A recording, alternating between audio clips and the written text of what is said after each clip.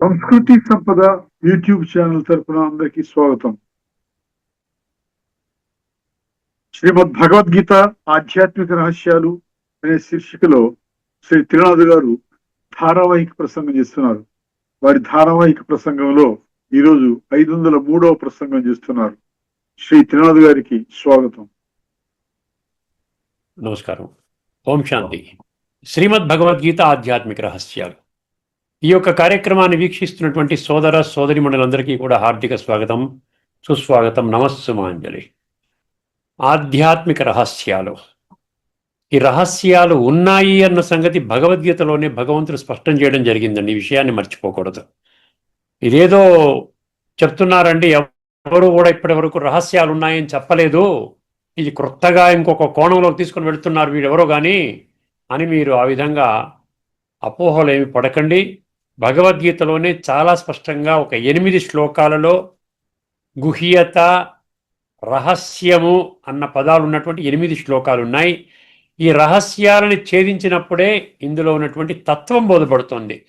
తత్వం అంటే మన జీవితంలోకి భగవద్గీతని ఎలాగ జీవితంలో అనుభవం చెయ్యాలి, అనుభూతి చేయవచ్చు జీవితంలో. అంటే గీత ద్వారా, గీతా జ్ఞానం ఆధారంగా మన జీవితాన్ని ఎలాగా శ్రేష్టంగా తయారు చేసుకోవచ్చు అన్నది భగవద్గీతలోనే ఉందండి. ఇది గుహ్యతమం శాస్త్రం, రాజవిద్య రాజగుహ్యం, ఇమం పరమం గుహ్యం, సర్వగుహ్యతమం భూయ ఇతి తే జ్ఞానమాఖ్యాతం గుహ్యాతి గుహ్యతరం అన్నాడు. చూసారా, ఇదంతు తే గుహ్యతమం, రాజవిద్య రాజగుహ్యం, ఇవన్నీ ఉన్నాయండి.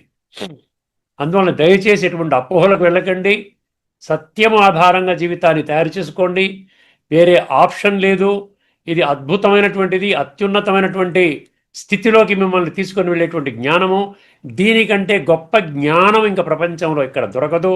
ఈ యొక్క జ్ఞానాన్ని అనుభూతి చేసుకున్న వాళ్ళు ఎటువంటి అనుభూతి చేస్తారు, ఎటువంటి అనుభవంలోకి వస్తారు అంటే ఇంకా మేము పొందవలసిందంటూ కూడా ఏమీ లేదు. ఏదైతే మేము పొందాలనుకుంటున్నామో ధార్మికం కానివ్వండి, ఆధ్యాత్మికం కానివ్వండి, ఆ యొక్క జ్ఞానాన్ని, ఆ యొక్క విద్యని మేము పొందాము. ఇంకా మా వెతకటం అనేది ఏదైతే మేము ఇప్పటి వరకు భగవంతుడు ఎవరు, ఏమిటి, భగవంతుని పొందే మార్గం ఏమిటి, ఇవన్నిటి మీద మనం ఆ విధంగా తిరుగుతూ ఉన్నాం. దాని హిందీలో భటక్నా అంటారు. భటక్నా అంటే అటు ఇటు ఇంకా తిరుగుతూనే ఉన్నాం అనమాట. అర్థమైందండి. ఆ భటక్నా అనేది పూర్తయిపోయింది. ఇప్పుడు స్థిరం అవుతాము, పరమాత్మని స్మృతి చేయొచ్చు. పరమాత్మని మనం రాజయోగ ప్రక్రియ ద్వారా సంబంధాన్ని జోడించి పరమాత్మని గుణాలు, శక్తులు తీసుకోవచ్చండి. ఇది ముఖ్యమైన విషయం, గుర్తుపెట్టుకోండి. సో ఈ ఎపిసోడ్లో కూడా ధార్మికం, ఆధ్యాత్మికం అన్న విషయం మీద ఇంకొక విషయం మీ దృష్టికి తీసుకొని వస్తాను. శ్రద్ధగా వినండి.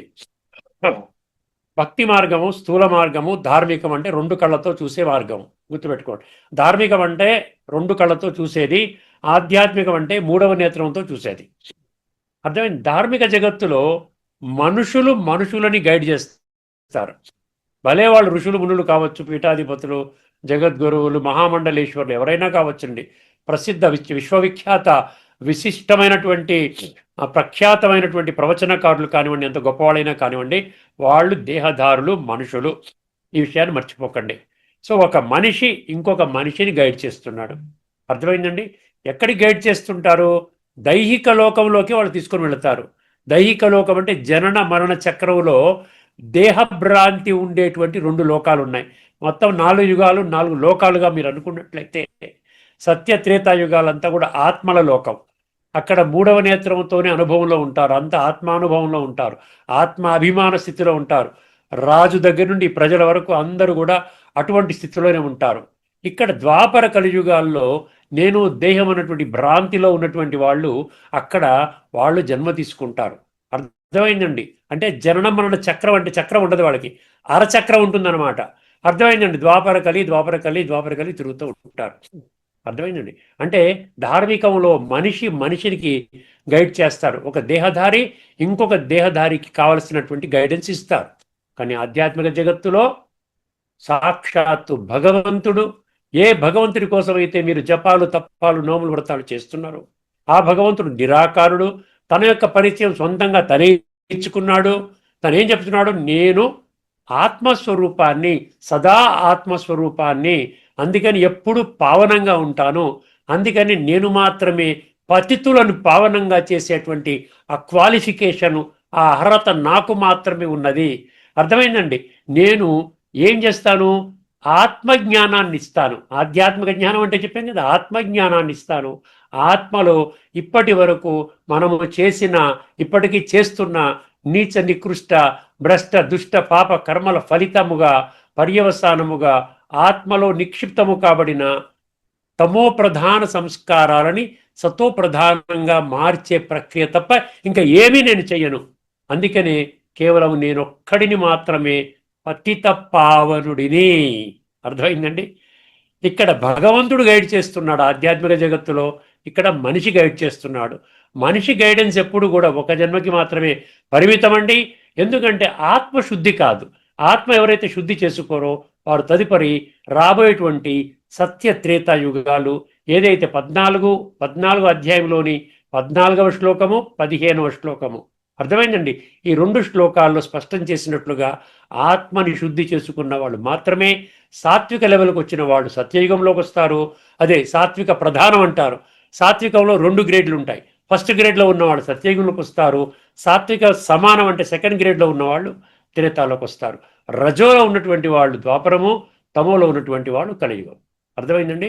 సో ధార్మికంలో మనుషులు గైడ్ చేస్తారు, ఆధ్యాత్మిక జగత్తులో పరమాత్మ భగవంతుడు, ఆ ఈశ్వరుడు గైడ్ చేస్తాడు. ఇది ముఖ్యమైనటువంటి ఈ యొక్క భేదాన్ని మనం గుర్తుపెట్టుకుందామండి. తదుపరి ఎపిసోడ్లో మరొక ముఖ్యమైన భేదాన్ని మీ దృష్టికి తీసుకొని వస్తాను. ఇప్పుడు మనము గత ఎపిసోడ్లో ముఖ్యంగా కఠోపనిషత్తును మనం ఎలా అర్థం చేసుకోవాలి, అర్థమైంది? ఆ కథ అంటాడు. కఠోపనిషత్తు ఒక కథ. ఆ కథలో మనం దూరాలి.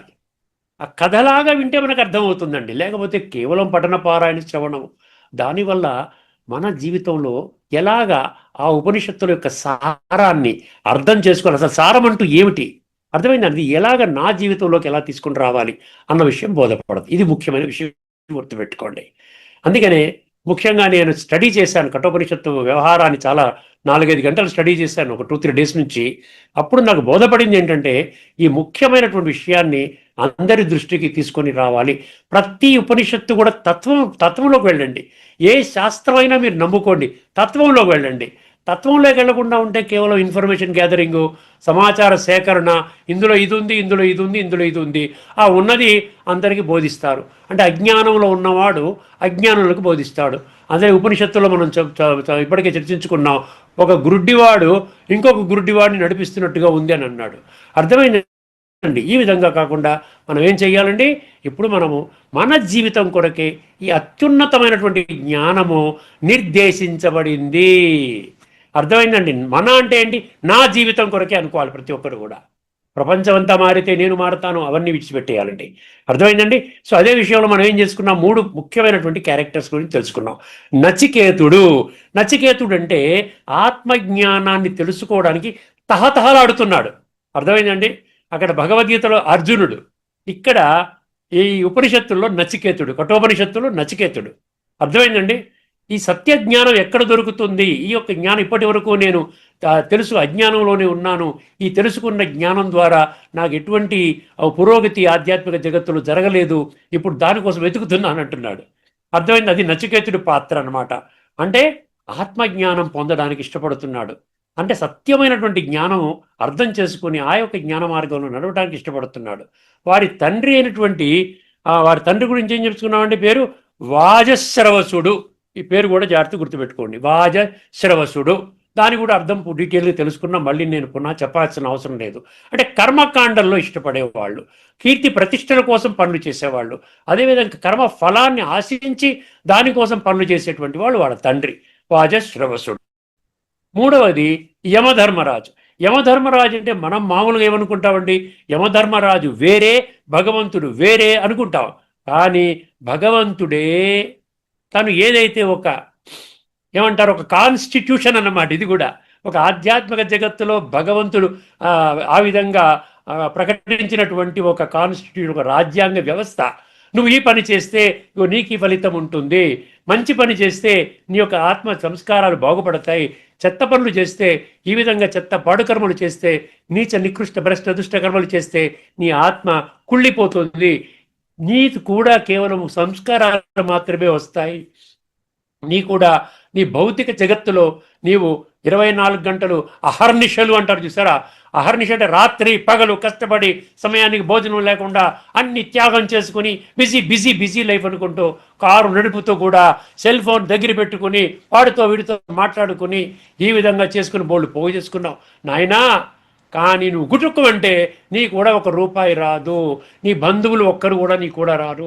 అక్కడేదో కొన్ని రోజులు, 3 రోజులు 4 రోజులు వాళ్ళు కొంచెం బాధపడతారు, తర్వాత వాళ్ళు కూడా మాయలోకి వెళ్ళిపోతారు, నిన్ను మర్చిపోతారు. దానికోసం నువ్వు చేస్తున్నావా ఇటువంటి పని? వద్దు నాయనా, కాస్త ఆధ్యాత్మిక జగత్తులో నీ కూడా ఏమొస్తుంది అన్న విషయం తెలుసుకో. ఇవన్నీ ఒక ఫార్ములా పెట్టేశాడు. ఈ ఫార్ములా అమెరికా ప్రెసిడెంట్ దగ్గర నుండి లోయెస్ట్ అడుక్కునే వాడికి కూడా ఇదే ఒకటే ఫార్ములా అండి. చేసుకున్న వాడికి చేసుకున్నంత మహాదేవ. అర్థమైందండి? సో ఇది యమధర్మరాజు. యమధర్మరాజు అంటే భగవంతుడే ఆ విధంగా ఒక నియమావళి పెట్టాడు కాబట్టి అది ధర్మ మార్గంలో అందరినీ నడిపించడానికి నిష్పక్షపాతంగా అందరికీ ఒకటే ఫార్ములా పెట్టాడు కాబట్టి ఆయన్ని యమధర్మరాజు అన్నారు. కాలానుగుణంగా ఆయన కలియుగం యొక్క అంతిమ సమయంలో, సృష్టి యొక్క ఆది సమయంలో వారే స్వయముగా ఒక మానవ శరీరం అధిరోహించి మళ్ళీ పునః మనందరికీ కూడా ఈ యొక్క జ్ఞానాన్ని చెప్తూ ఉంటాడు. అర్థమైందండి? ఇప్పుడు ఈ బ్యాక్గ్రౌండ్లో మీకు అర్థమవుతుంది. ఇప్పుడు నేను ఈ యొక్క కఠోపనిషత్తులో మనకి మొదటి 3 శ్లోకాలు అర్థం చేసుకునే ప్రయత్నం చేద్దాం. 3 మంత్రాలు అర్థం చేసుకునే ప్రయత్నం చేద్దాం. నేను కొన్ని పాయింట్స్ రాసుకున్నాను.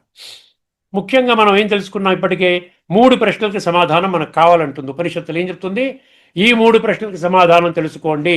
నేను ఎవరు, ఏమిటి జీవితం, ఏమిటి జీవితం, ఎందుకు ఊరికి తినడము, త్రాగడము, ఈ ఉద్యోగ వ్యాపారం చేసుకోవడము, డబ్బు సంపాదించుకోవడం, తర్వాత చనిపోవడమేనా? ఇంతేనా ఈ జీవితం యొక్క లక్ష్యము? ఏమండి ఈ జీవితం ఎందుకు? మరణము తర్వాత ఏమవుతుంది? ఎంత అద్భుతమైనటువంటి జ్ఞానం అండి ఇది. మరణం తర్వాత ఏమవుతుందో మీకు చెప్తుంది ఉపనిషత్తులు. భగవద్గీత, గీతోపనిషత్సు అంటారు కదా, ఇదే వేదాంత సారము, ఉపనిషత్తు యొక్క సారము, గీత యొక్క సారము. ఒక్కసారి గమనించండి, ఇక్కడ ఏమంటున్నాడో, ఈ ప్రశ్నలకు సమాధానాలను ఉపనిషత్తులు వెల్లడిస్తాయి. ఉపనిషత్తులు వేదాల హృదయము. ఇదివరకు ఎపిసోడ్లో ఓర్చుకున్నాము. అర్థమైందండి? తర్వాత ఏమన్నా, అందుకే భగవద్గీతను కూడా ఉపనిషత్తుల సారము అని అంటారు. భగవద్గీతను ఏమంటారండి? ఉపనిషత్తుల సారము అంటారు. అర్థమైందండి? అంటే ఉపనిషత్తుల సారము, మళ్ళీ అక్కడ ఏమన్నాడు? ఉపనిషత్తులు వేదాల హృదయం అన్నాడు. అంటే అర్థమేమిటి చెప్పండి, ఒక్కసారి అర్థం చేసుకోండి.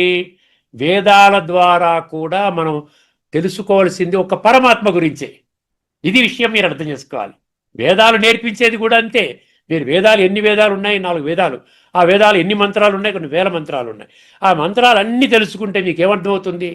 తత్వంలోకి వెళితే భగవంతుడు ఒక్కరే, భగవంతుడు నిరాకారుడు, భగవంతుడు సర్వశక్తివంతుడు, భగవంతుడు పతిత పావనుడు, భగవంతుడు దివ్య గుణాల సాగరుడు, భగవంతుడు విశ్వాత్మలందరికీ.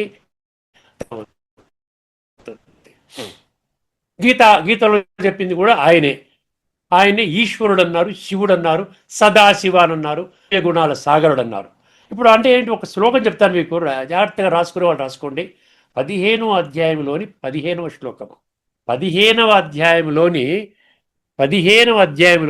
15వ శ్లోకం అండి. ఇందులో ఏమంటాడు తెలుసునండి? వేదాల ద్వారా తెలియదగిన వాడిని నేనే అంటున్నాడు. భగవాను వాచ. మనం ఈ రోజున భగవంతుడు అంటే విశ్వాసం చాలా ఉంది, కానీ భగవంతుడు చెప్పిన మాటల మీద మనకు విశ్వాసం అంతగా లేదు. సర్వస్య చాహం హృది సన్నివిష్టో మత్తః స్మృతిర్జ్ఞానమపోహనం చ వేదైశ్చ సర్వై అహమేవ వేద్యో వేదాంతకృత్ వేద విదేవ చాహం అంటారు. ఇది శ్లోకం అండి. ముఖ్యంగా ఇక్కడ పాయింట్ ఎందుకు వచ్చింది మనకి? వేదాలన్నిటి ద్వారా తెలుసుకునేది నేనే. కానీ ఈ రోజున ఎట్లాంటి పరిస్థితిలో ఉన్నాము అంటే, నాకు వేదాలన్నీ తెలుసునండి, కానీ భగవంతుడి గురించి నాకు తెలియదు. అర్థమైందండి? ఇది అన్నమాట పారాడాక్స్. ఇది ఒక అద్భుతమైనటువంటి విచిత్రమైనటువంటి పారాడాక్స్. అంటే వైపరీత్యము, వైరుధ్యము అంటాడు. వేదాలు తెలుసును, కానీ భగవంతుడు తెలియదు. కానీ గీతలో 15:15 ఏం చెప్పాడు?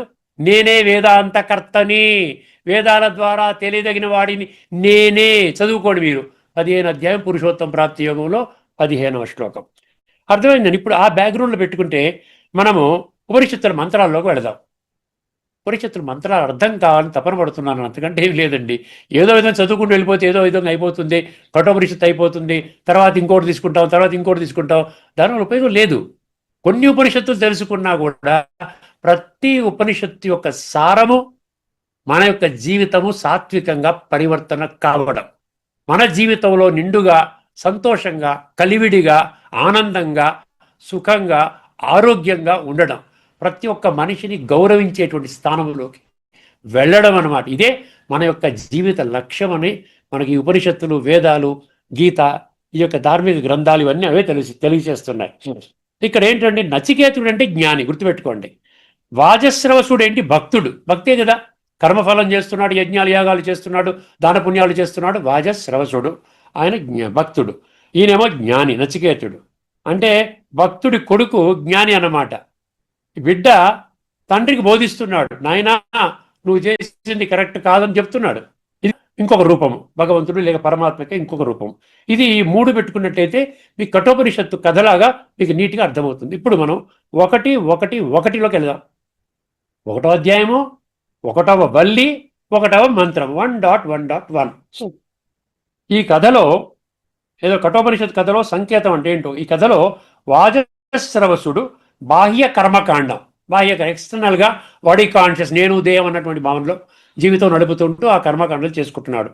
కర్మ ఫలితం ఆధారంగా ఆ కర్మ చేసుకుంటూ ఉన్నాడు.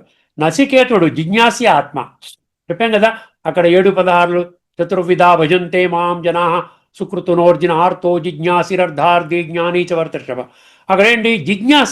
జిజ్ఞాసి అయితే చెప్పాడో తపన పడుతుంటాడు, మంచి సత్యాన్ని తెలుసుకోవాలి, సత్యం ఆధారంగా జీవితాన్ని మనం ముందుకు తీసుకొని వెళ్ళాలి అని.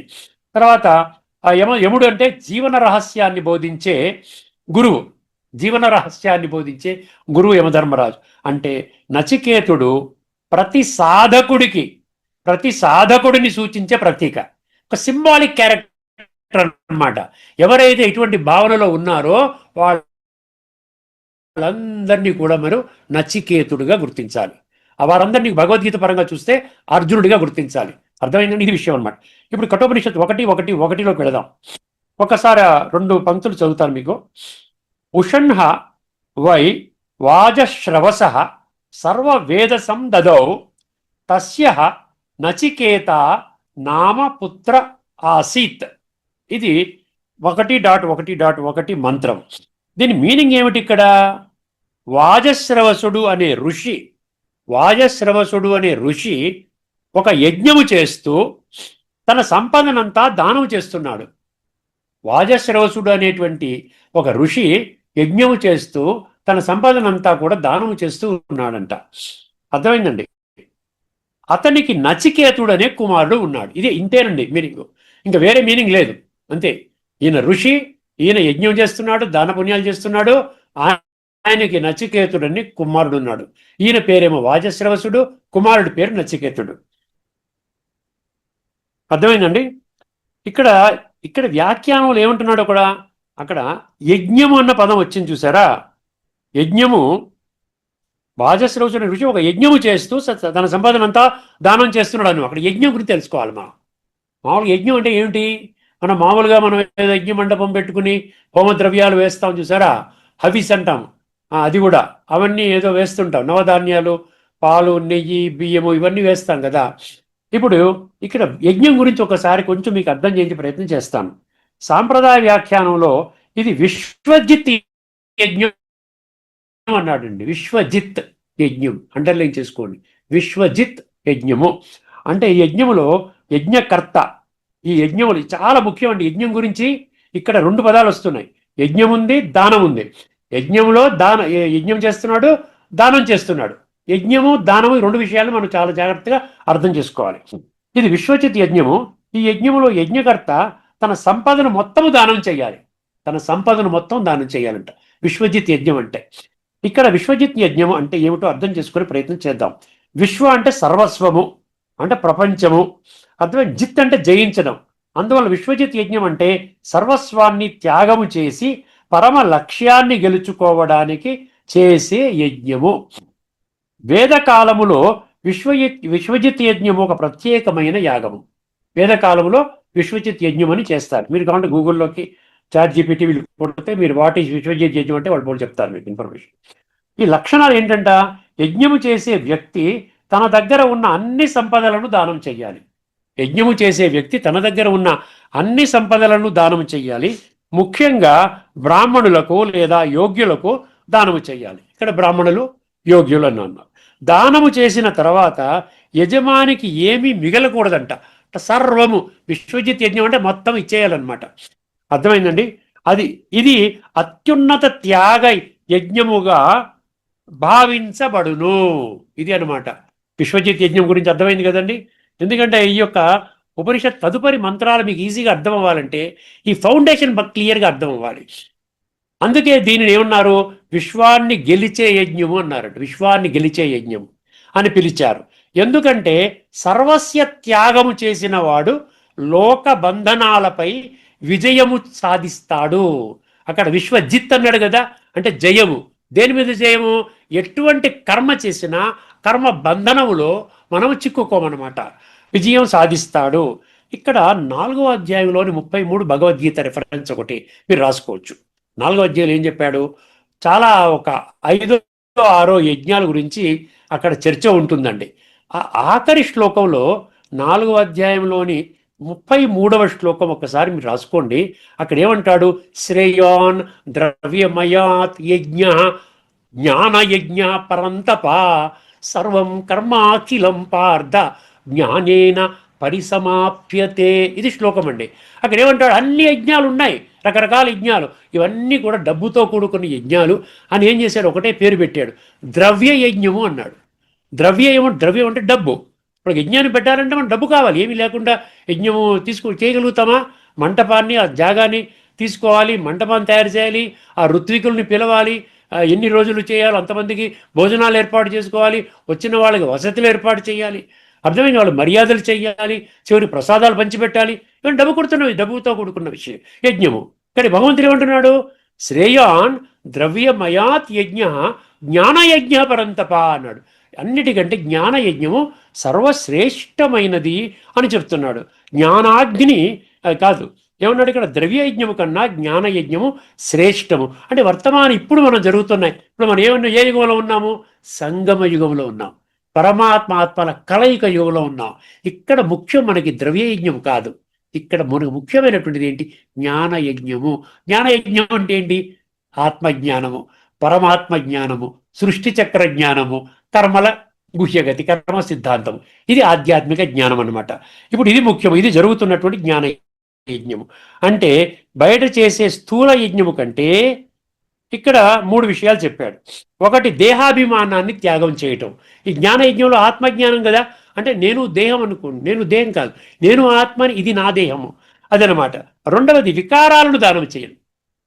ఈ రోజున దేహాభిమానంలో పడిపోయి విషయ వికారాల వలయంలో చిక్కుకొని కామ క్రోధ లోభ మోహ అహంకారాల వలయంలో చిక్కుకొని అదే జీవితం అనుకొని ఇంద్రియ సుఖాన్ని అనుభవం చేయడం కొరకే ఈ జీవితం నిర్ధారించబడింది అని భావించుకొని ముందుకెళ్తున్నాడు మనిషి.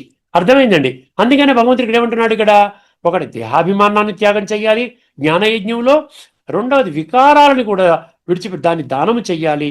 మూడవది, ఆత్మస్వరూపములో నిలవడము అంటే కామ క్రోధ లోభ మోహాలను జ్ఞాన యోగ అగ్నిలో ఆహుతి చెయ్యాలి. ఎందుకంటే సంచిత కర్మలు ఉన్నాయి. ఇప్పటి వరకు మనం ఎన్నో జన్మలుగా చేస్తున్నాం. ద్వాపర యుగం నుండి దేహాభిమానులు పడిపోయి కర్మలు చేస్తున్నాం. ఇప్పుడు భగవంతుడు చెప్తున్నాడు, నువ్వు దేహం కాదు, నువ్వు ఆత్మవి అని చెప్తున్నాడు. అందుకని ఇప్పుడు ఏం చేయాలి? మనము పాత కర్మల్ని కూడా మనము ఈ జ్ఞానం అనే అగ్ని, యోగం అనే అగ్నిలో మనము భస్మము చెయ్యాలి, ఆహుతి చెయ్యాలి అంటున్నాడు. అదేవిధంగా అదే విషయాన్ని మనకేం చెప్తున్నాడు? ఈ యొక్క కర్మలన్నీ కూడా ఆహుతి చెయ్యాలి 4వ అధ్యాయంలోని 37వ శ్లోకంలో చెప్తున్నాడు.